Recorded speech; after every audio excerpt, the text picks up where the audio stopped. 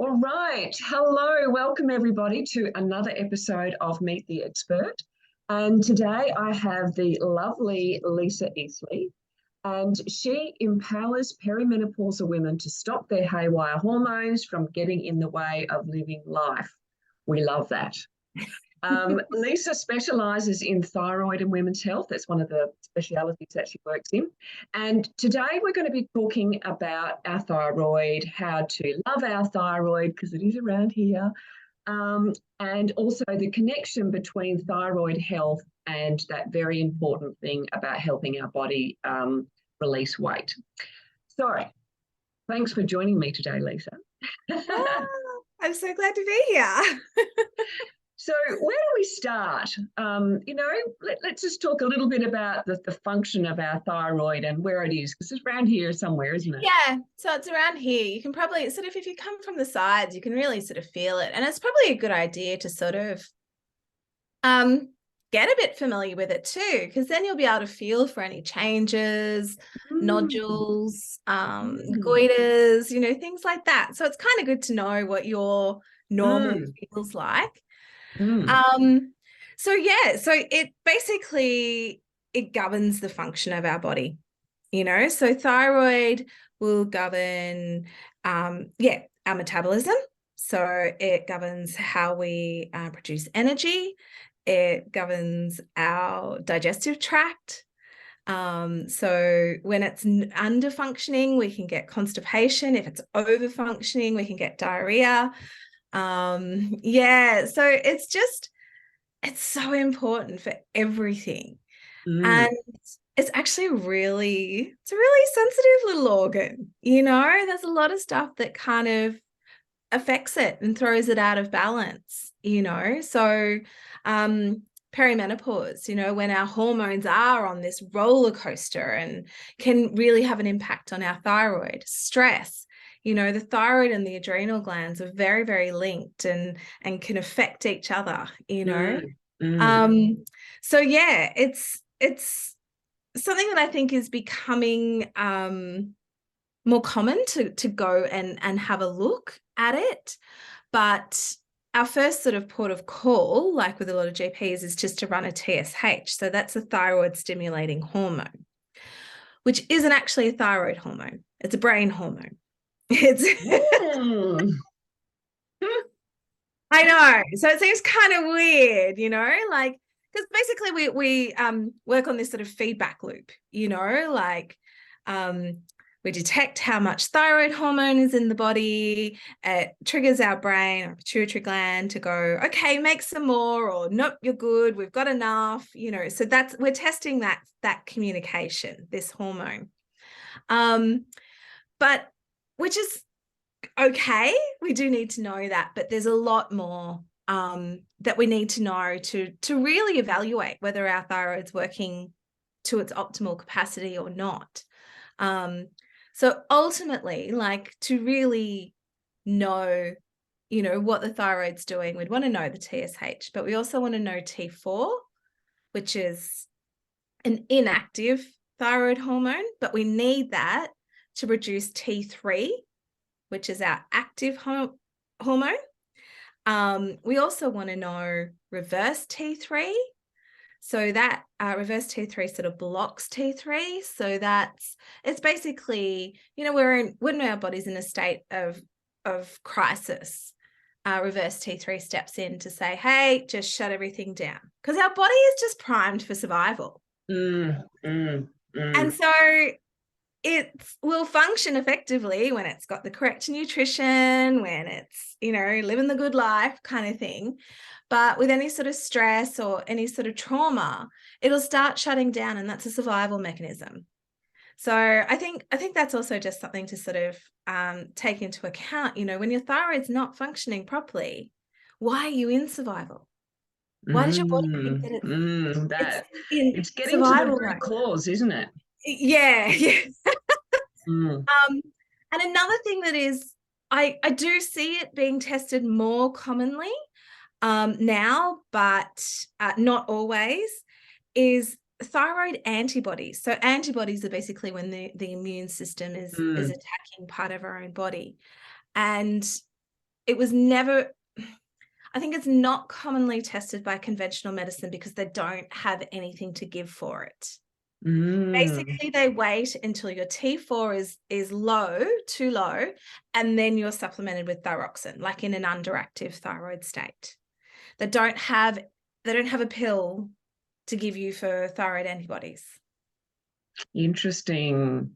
So it's not commonly tested, and there's estimated between 5 and 15% of all women of childbearing age, that's a massive amount of women, actually have the presence of thyroid antibodies. Wow. Yeah.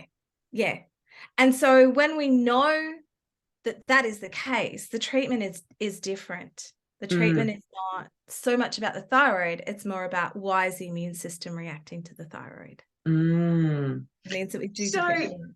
So if I'm working with a client and, we introduce more plants and, we're doing all the right things, within my field of expertise, and it's not working, one of the first things that I'll say to them is, let's go and get your thyroid checked. Yeah. Is there any other, reasons or, sort of red flags for you as to why you would recommend someone going and getting their thyroid checked? So the typical sort of signs are, yes, this inability to lose weight or you're putting weight on, muscle fatigue, like you're just getting, like your muscles are getting tired more readily.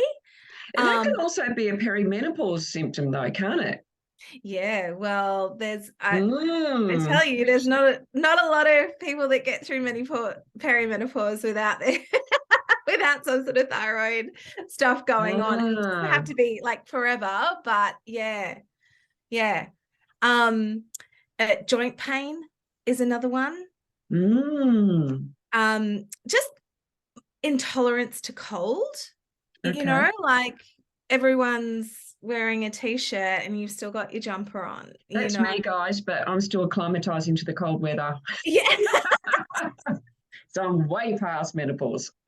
Yes, if you see me with my jumper on at the moment, it's because I'm in Victoria and it was 30 degrees on the weekend and then 6 degrees now. Like it's just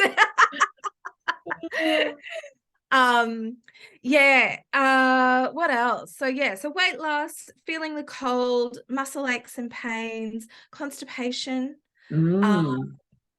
See, if all that fiber doesn't work, girls, then we've got to dig a bit deeper. Yeah, because your peristalsis of the whole digestive tract is slowing down, Depression or lowered mood states is another one. Also, sometimes anxiety. Now, anxiety is probably more common with like a hyperthyroid, like a high, the thyroid's working too hard. But I do find it quite common with hypo, so lowered thyroid function too. And I think it is, the body is like anxious because it's slowing down. It feels like it's in a crisis, So it's just so interesting that you say that because, we both know that, when we have a really healthy gut microbiome, we're giving our gut, all of that beautiful, diverse, different types of plant foods. That actually is going to affect our mental health as well. Because, our happy feel-good hormones, a lot of them are made there. Yeah. So, really, this is why, in my opinion, do the diet first, eat healthy first, then you can eliminate things. You're doing all these things and you're going, actually, I'm doing all the right things. My body's still not releasing weight. I've still got aches and pains. I'm still constipated. I'm still not emotionally, I'm still, down. Then it's like, okay, this is cause to go and get those tests. Yes. And I think, and it is, and it should be looked at. Unfortunately, a lot of people get those tests and they're told that it's fine. Because our pathology reference ranges for TSH, so that's the first step, is to test the TSH. That's, what most GPs will do. It's something like 0.5 to about 5, which is massive. And I don't know why it's still there, because the literature says no. Right. Over 2.5 is a red flag. Ultimately, you really want between 1 and 2. Wow. Yeah. Yeah. Obviously, that is a generalization. Everyone is individual, and like, if you are a little bit overweight, you might have a higher TSH because your body is going, I need to burn off, I need to burn things off. Like, Yeah. But generally, if you come back with a TSH over 2.5, you want to kind of look into it a bit more. Want to get more And help around that. honestly, I would also be recommending that, you see someone who's an expert in the field.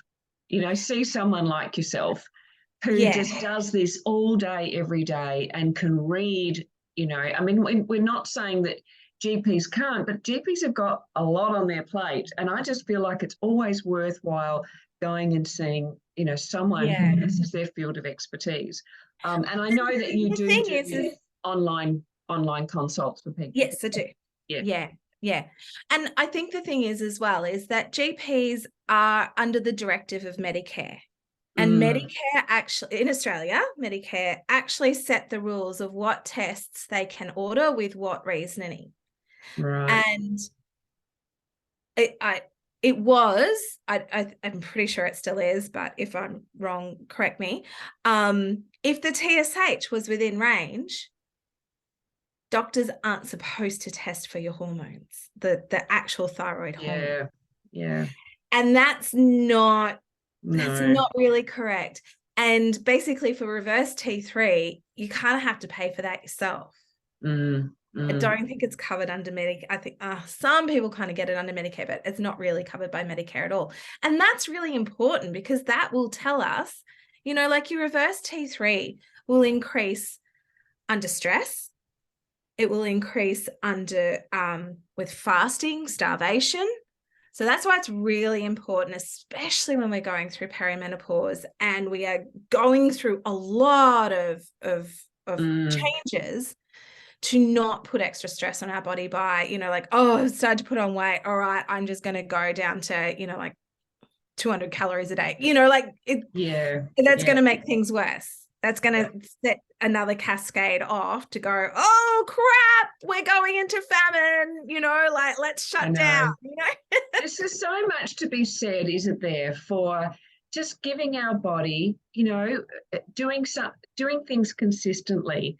When we don't eat breakfast one morning and then we chop and change, your body just feels safe when it knows you're going to give it breakfast every morning, breakfast, lunch, and dinner. I know.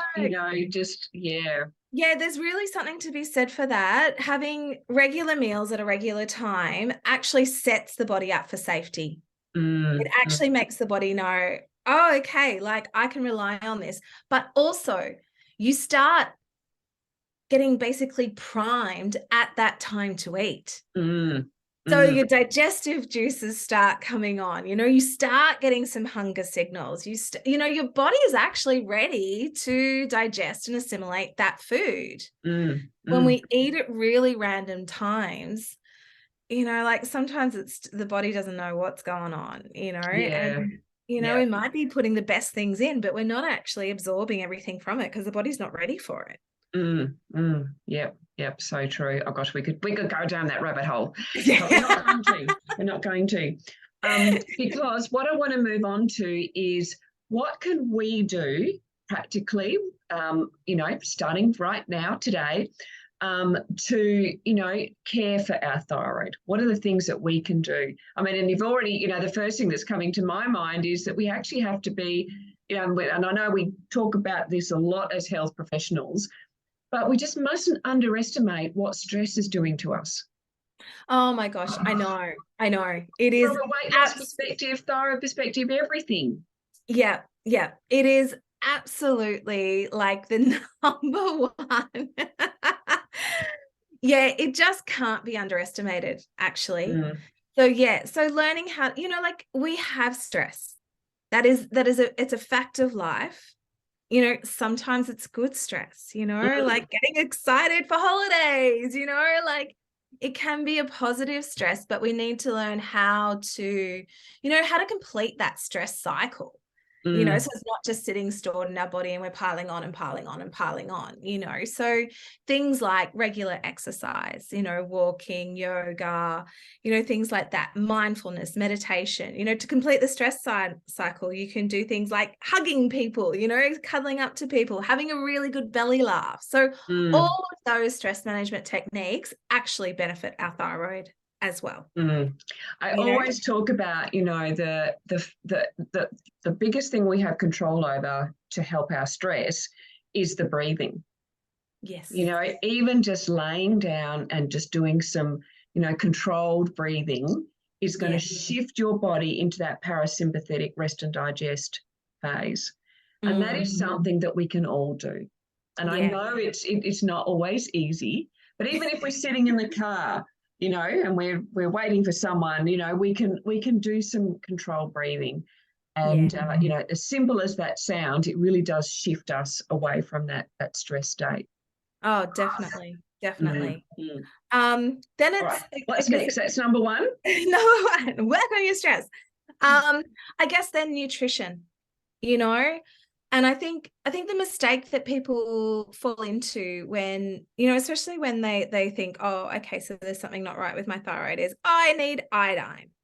Everyone associates thyroid with iodine. And yes, we do need that.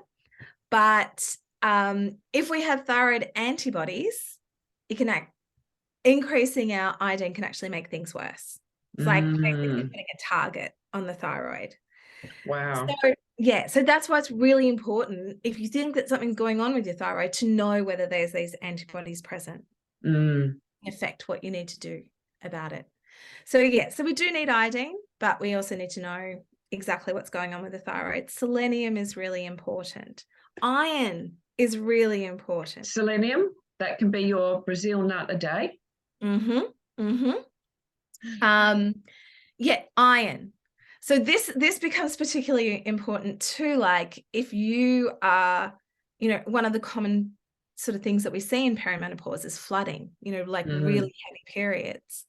And so obviously that's sort of tanking our iron, and then that starts affecting the thyroid's ability to produce its hormones. Everything's so interlinked with our body, I think we forget that, it's so connected. Our bodies are so connected. Yeah, we are not made up of little parts, we are actually one whole being that works completely synchronistically with everything else. We need vitamin A. We need, good levels of protein, like tyrosine, especially to make these hormones. Our liver health as well is really important too. So, because it is actually involved in a lot of conversion from that inactive T4 to that active T3, That's right. And this is where we can kind of like just have that little bit of a mention about what alcohol's doing. Because alcohol, we were joking about this before we got on this call. Alcohol absolutely, affects the health of your liver, because that's where the alcohol is broken down. So I'm just going to say it. So the moment you drink alcohol, your liver stops breaking down estrogen, which means your estrogen levels rise. And also, if there's any half-processed estrogen, that gets dumped into the bloodstream, and it's that half-processed estrogen that is related to our female hormones. Now, seriously, girls, the link between breast cancer and alcohol is as strong as the link between smoking and lung cancer. So, as your two friendly, health professionals, we would just really encourage you to eliminate alcohol. There you go, we said it. I know. It really doesn't do much, except it's just no redeeming. I think I'm funnier. I know. Yeah, me too. I used to be such a good dancer. Yes. Anyway, sorry, back to liver. Liver health. So the liver as well, like, That's very involved with like reverse T3 and things like that. You know, if the reverse T3 is too high, we'll often look at the liver and see what's going on there as well. So that's, you know, kind of, nutrients, and it's just general good nutrition. Also looking at environmental contaminants or environmental toxins. Fluoride is really toxic to the liver. So I don't know, if you don't absolutely have to have fluoride in your toothpaste, probably don't, because we do absorb stuff through the mouth. I mean, it's the same with chlorine, isn't it? So, I mean, chlorine and fluoride. Yeah, am chlorine I as correct? well. They all, they compete with the fluoride because they're on the same spot. I just remember the periodic table. Yes, yes. The chemistry. It's like even when you're swimming in chlorine, it can get absorbed through the skin. Yes. So, yes. Yeah. Chlorine as well is in our, like in town water as well. So fluoride and chlorine are in our, like if you're on town water sort of thing, it's in there. So the only way to really get completely rid, chlorine's not as hard to get rid of. Fluoride is very hard to get out of water. The only way to get it out completely is reverse osmosis filtration.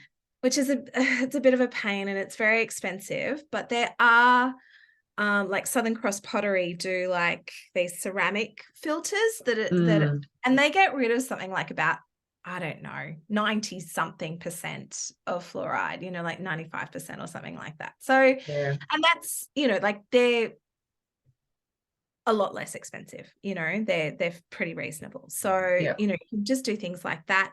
You can also get vitamin C filters for your shower head. Super easy to put on.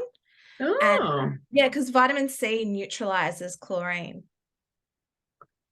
There you go. I didn't know that. And I really do think, like I've not seen any like actual studies on these filters, but I know when my daughter's in the shower, I can walk in sometimes, it can smell like a friggin' swimming pool. Oh no. Yeah. And then I have the filter on and it doesn't. So there's something, because this is the thing, when chlorine's like, like in heated water, so in like indoor swimming pools, in your shower, it's overwhelming. We're breathing that in. Yeah. As well. Like we are actually, ingesting it. It's being absorbed through the skin. It's being absorbed through the lungs. So and I wish there are better ways to filter water, but whether we'll get there, our town water supplies will do that or not is a different thing. So just trying to avoid, basically trying to make your house, your environment, what you put on your skin as natural as possible, so we're not burdening the body. I mean, these things burden the body. They put stress on the body. We might not be thinking about it, but you're putting the body in a physiological state of stress too when it's having to deal with all these extra toxins. So it's being mindful of that. And, like I always just think the best way to start is as soon as you run out of something, like I've run out of what I spray the kitchen bench with, look for something more natural. There's so many options on the market. Or just fill a bottle with vinegar, and that will do. Exactly. I was about to say, just the vinegar. I use vinegar for everything. I know, vinegar, essential oils, and bicarb. That's basically all you need to clean your house. Yep. And I know we can't see the effects, and the effects aren't, immediate, but they're accumulative. No. All of our perfumes. I remember I was devastated when I found out that my perfume, that all smelling things basically, dangerous. Having, a cancer, breast cancer journey, it was like, oh my gosh, bye-bye, Chanel No. 5 and all the rest of it. So I was very excited when I found about essential oils to be able to have nice smells again. And just to slowly change over your, your makeup and your beauty products and cosmetics and all that Mm. kind of stuff to, do what you can. You can't do everything, and you can't do everything at No. once. But the more we, move towards, and that's why, I encourage you to move towards whole foods. The less processed foods are, the less, crap there's going to be in them, and the less burden to the body. And all these things, work to support our thyroid, to support our whole body. So Yeah, yeah, definitely.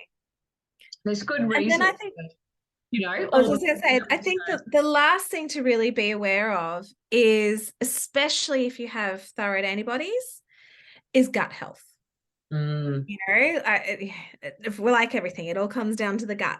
Yeah. And especially with thyroid antibodies, is looking out for food intolerances. Right. That's a big one. So, yeah, I would probably immediately eliminate gluten. I think there's enough literature to suggest, to really sort of back that, and I see it in clinic all the time. I've actually just seen it with my own daughter, actually. You eliminate gluten and the thyroid antibodies drop. Yeah. Yeah. Wow. So it's a pain in the butt, but it works. So, and I just think it's just always worth doing those experiments. Yeah. I mean, and this is why I encourage my clients to do that month without alcohol, do a Feb fast or a dry July, to experiment with giving up, dare I say, coffee, for a month, because and the gluten, and dairy. Don't have to do them all at the same time, but honestly and truly, so many of the painful symptoms that we live with on a day-to-day basis are connected with what we're putting, in our body, on our body.